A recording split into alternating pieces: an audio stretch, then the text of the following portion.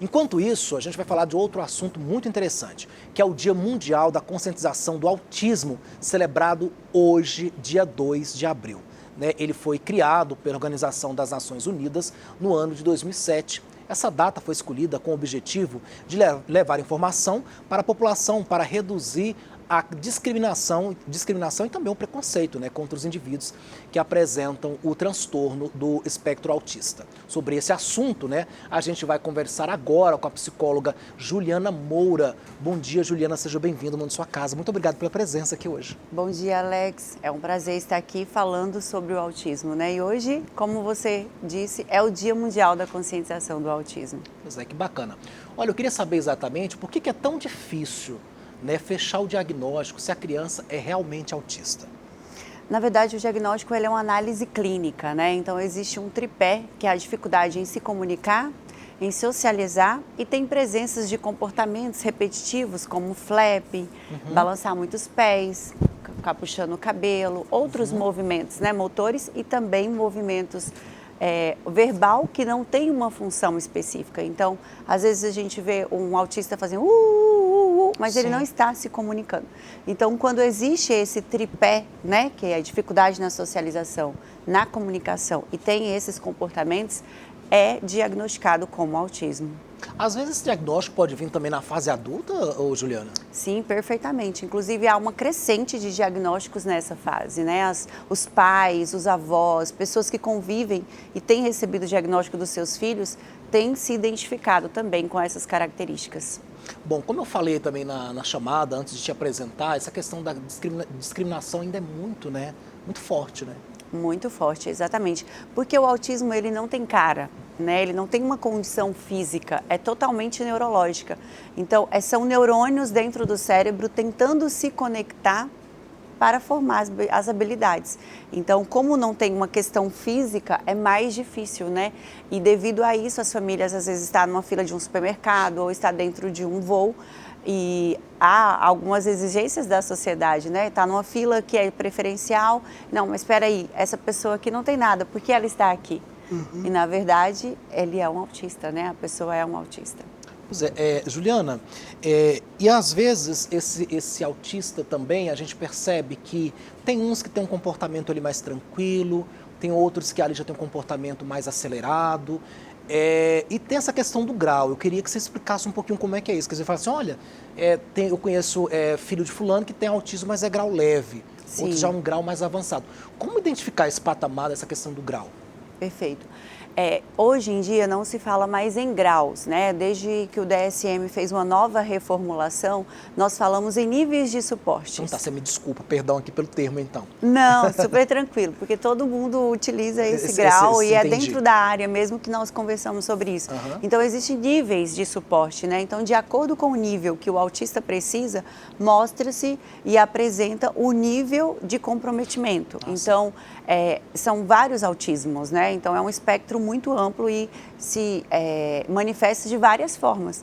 Então, na forma que manifesta em um, às vezes manifesta com sintomas mais leves, em outros sintomas mais moderados e em outros sintomas mais graves, que vêm junto com comorbidades. O que são essas comorbidades? Deficiência intelectual, apraxia de fala, distúrbio do sono e outros transtornos. Então, esses transtornos associados ao transtorno do espectro autista traz aí a gravidade, um pouco mais elevada, digamos. Algo também que me chama a atenção, Juliana, é que eu conheci, por exemplo, um caso de um menino autista que, assim, de uma inteligência excepcional, contando até 10 em mandarim.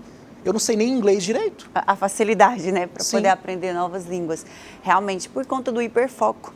Então, eles têm essa capacidade de, às vezes, focar em algo com mais...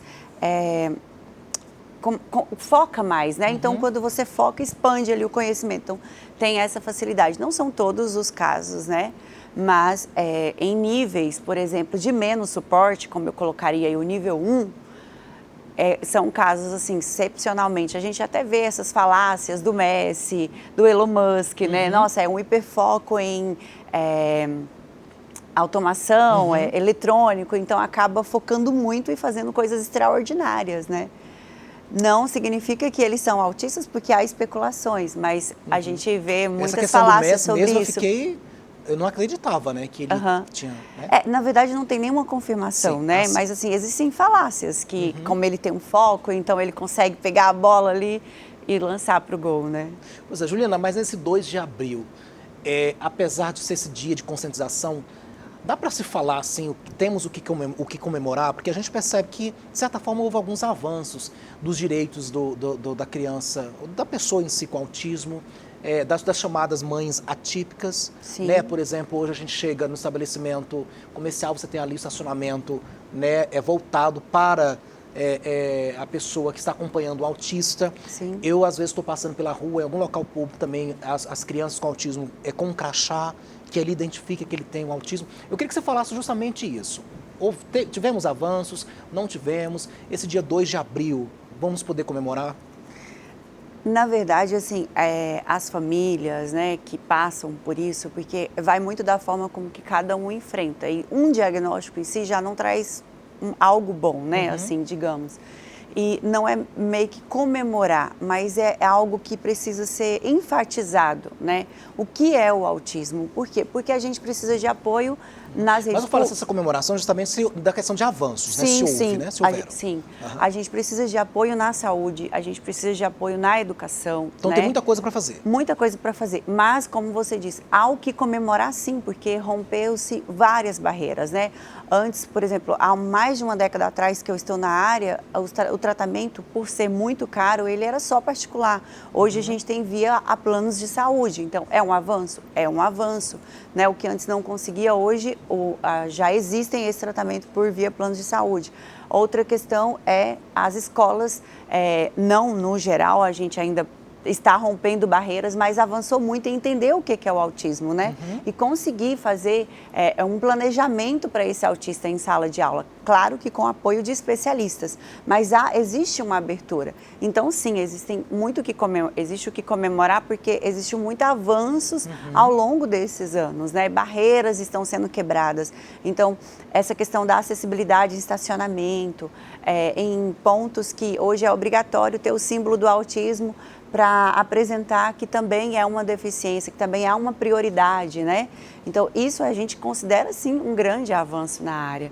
E não só isso, como também o acesso, né, a esse diagnóstico. Antes era muito difícil as pessoas... Por exemplo, eu acredito que na sua época, quando você estudou na escola, você não sabia que um colega seu era autista. Não sabia. Né? Então, hoje, com esses avanços sobre o diagnóstico, você pode sim identificar numa sala de aula que aquela pessoa ali precisa de um cuidado maior à forma com que ela vê o mundo, né?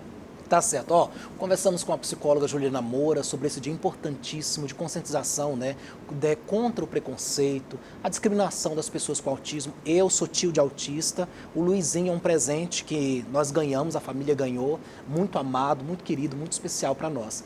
Doutora Juliana, muito obrigado pela participação aqui. A gente pede que a sociedade cada vez mais se conscientizem mais, que eles precisam de amor, porque eles são muito amorosos também, muito amorosos, né? Muito afetuosos. Inclusive, nós trabalhamos no Parque Azul, que é um projeto que interage as crianças com autismo ao ar livre, para quebrar esse paradigma que o autista está onde ele deseja estar, que são amorosos, são afetuosos e conseguem também interagir. Basta a gente dar o caminho, né? Tá certo. Obrigado, até a próxima. Muito obrigada.